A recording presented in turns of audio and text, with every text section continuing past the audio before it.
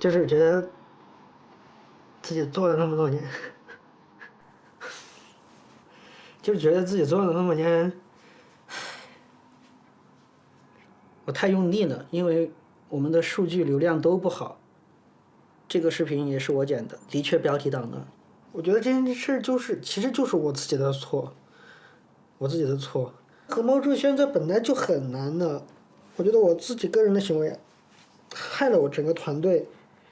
去年开了淘宝店，现在能够勉强持续运营了，我可以我不在，但是和猫注我希望它能在，哪怕大家不喜欢我，我可以不做了。我也不希望和猫主没了，我们还有其他的猫咪消防员可以去。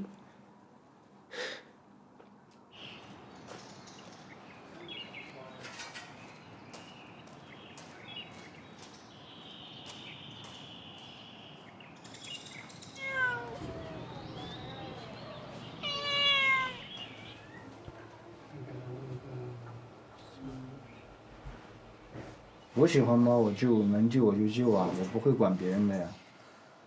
目前还没有大家所有人一起来聊过这个事情，对。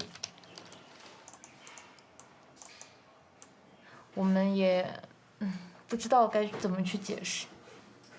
就什么都不做，但是救猫是一定要做的，就是什么都可以停下来，但是救猫不可以停。